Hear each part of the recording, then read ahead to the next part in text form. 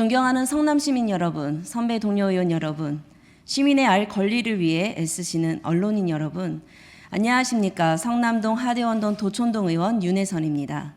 오늘 본 의원은 공정과 상식을 잃어버린 성남시 자원봉사센터의 문제들을 말씀드리고자 합니다. 첫 번째는 행정 절차 중 시장 방침 결재라는 과정이 있습니다.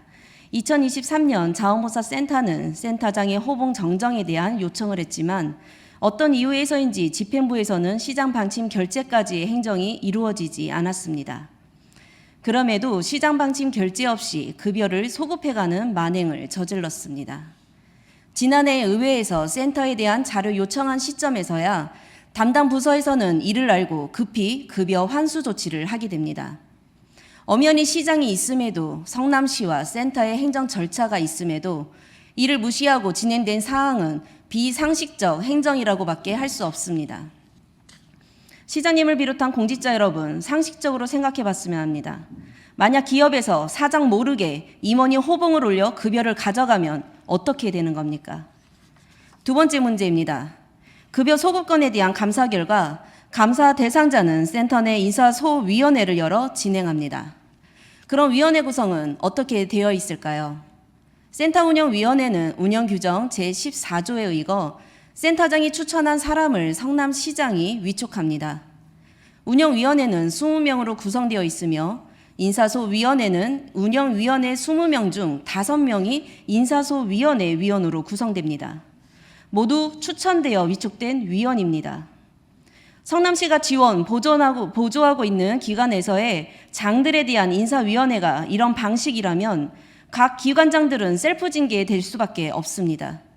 인사소위원회와 같은 징계에 관한 사항은 외부 인사를 두어 객관적이고 공정한 절차 속에서 이루어지는 방식은 어떤지 이번 일을 계기로 각 기관에 대한 인사위원회 구성들을 살피고 인사 관리를 철저히 해야 합니다.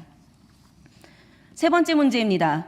급여 소급건에 대한 인사소위원회가 열리면서 감사 대상자와 함께 센터 직원, 집행부 직원이 한자리에 비밀 보장이 되지 않는 위원회가 열렸습니다. 간단히 예를 들면 국장님을 사이에 두고 과장님, 팀장님이 나란히 앉아 국장님에 대한 인사위원회가 열렸다. 과연 위원회가 공정하게 잘 이루어졌다고 말할 수 있습니까? 또한 한 직장을 두고 비상식적인 인사위원회가 열렸습니다. 급여 소급건에 대한 인사소위원회가 24년 5월 29일에 열리고 당일 관련 직원에 대한 인사위원회 출석 요구와 함께 6월 5일, 7월 5일, 7월 12일 한 달여 사이에 인사위원회가 3회 열렸습니다. 직원의 행정상 잘못이 있어 이루어지는 행정 절차는 당연한 것입니다.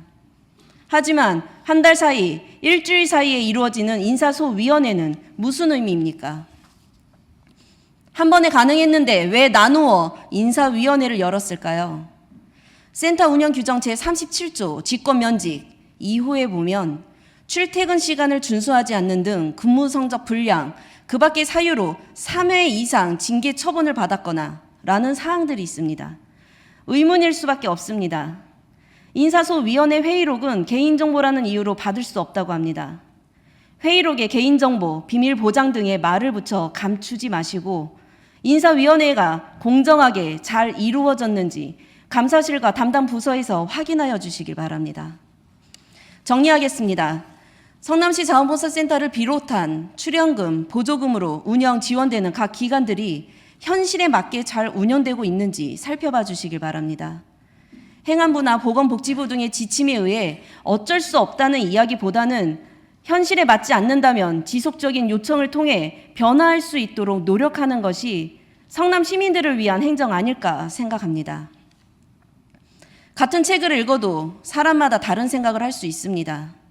하지만 성남시 행정이라는 것은 문서 속의 한 문장에서라도 유권 해석을 해야 하는 것이 아닌 당연히 상식적으로 누구에게나 공정하게 이루어져야 하는 업무가 아닐까 생각합니다. 자원봉사센터는 운영 규정에 나와 있는 것처럼 상호 협력하여 센터의 발전과 직원의 근로 조건을 유지, 개선하는 데 노력해 주셨으면 합니다. 경청해 주셔서 감사합니다.